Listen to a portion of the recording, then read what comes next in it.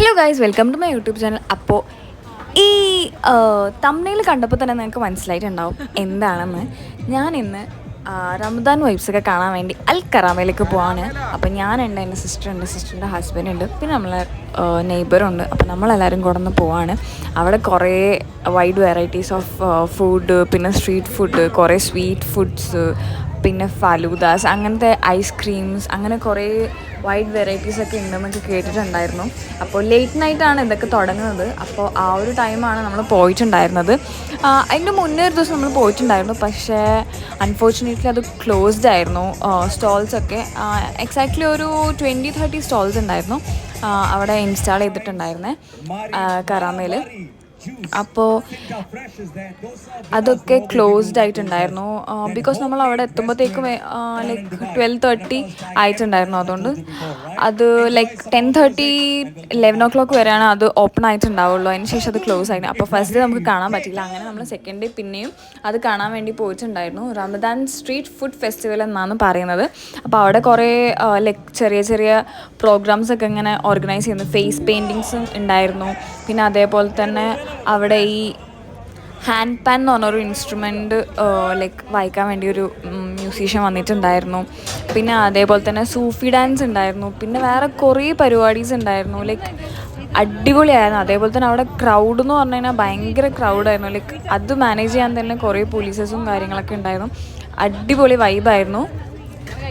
ADCP metro station ഇറങ്ങിക്കഴിഞ്ഞാൽ തന്നെ ഒരു 5 to 10 minutes വാക്ക് ചെയ്താൽ മതി. അവിടെ ഓൾമോസ്റ്റ് എല്ലാവരും മലയാളീസ് ആയതുകൊണ്ട് നമുക്ക് ആരുടെ ചോദിച്ചിട്ട് പോവാം. പിന്നെ അവിടെ ഈ ചേട്ടൻ കുലുക്കി സർബത്ത് ഉണ്ടാക്കുന്നുണ്ടായിരുന്നു.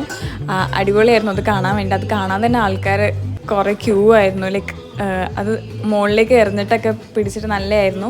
എനിക്ക് ഒത്തിരി ഇഷ്ടമായി. അതേപോലെ തന്നെ ഉപ്പിലിട്ട മാങ്ങ, പിന്നെ കുറേ കൈൻഡ് ഓഫ് സ്ട്രീറ്റ് ഫുഡ്സ് ഉണ്ട്. പിന്നെ പാനിപൂരി ഉണ്ടായിരുന്നു. ലൈക്ക് ഞാൻ നാട്ടിൽ നിന്ന് വന്നിട്ട് ഏറ്റവും കൂടുതൽ മിസ് ചെയ്യുന്ന എൻ്റെ പാനിപൂരി ആയിരുന്നു. അതെനിക്ക് കിട്ടിയ അവിടെ. And I was so happy about that. പിന്നെ കുറേ നടക്കാനുണ്ടായിരുന്നു. പിന്നെ കുറേ കാർ ഷോ ഒക്കെ ഉണ്ടായിരുന്നു അവിടെ. അടിപൊളിയായിരുന്നു. Like we came back around 2:30. അതുവരെ ഓണായിരുന്നു. അതിന് ശേഷം പിന്നെ കുറേ സ്റ്റോൾസൊക്കെ അടച്ചു തുടങ്ങി. പിന്നെ ഇതാണ് ഞാൻ പറഞ്ഞ സൂഫി ഡാൻസ്. ഓരോ ലൈക്ക് സൈഡിലായിട്ട് ഓരോരോ പരിപാടീസ് ഇങ്ങനെ ഓർഗനൈസ് ചെയ്തിട്ട് ലൈക്ക് കുറേ ക്രൗഡ്സ് ഇങ്ങനെ ഗ്യാദറായി നിൽക്കുന്നുണ്ടായിരുന്നു. കുറേ പരിപാടി ഉണ്ടായിരുന്നു. കുറേ ഗാനമേള ഉണ്ടായിരുന്നു. പിന്നെ അതേപോലെ തന്നെ ദഫ് മുട്ടോ, അങ്ങനത്തെ കുറേ കാര്യങ്ങളുണ്ടായിരുന്നു. നമ്മളവിടെ പോയിട്ട് ട്രൈ ചെയ്തിട്ടുണ്ടായിരുന്നേ. ഫസ്റ്റ് തന്നെ ഒരു ഫലൂദ എന്തോ ഉണ്ടായിരുന്നു. അപ്പോൾ അത് ട്രൈ ചെയ്തു. പിന്നെ അതിന് ശേഷം ഒരു 2-3 ഫ്ലേവേഴ്സ് ആയിട്ടുള്ള മൊഹിറ്റോസ് ഉണ്ടായിരുന്നു. അത് ട്രൈ ചെയ്തു. അതൊക്കെ അടിപൊളിയായിരുന്നു. പിന്നെ എന്തോ ഒരു പാകിസ്ഥാനി ഡിഷ് ഉണ്ടായിരുന്നു. ലൈക്ക് അവരിങ്ങനെ ഉണ്ടാക്കിക്കൊണ്ട് നിൽക്കുന്ന സ്വീറ്റ് ഡിഷായിരുന്നു. അതെനിക്ക് ഒത്തിരി ഇഷ്ടമായി.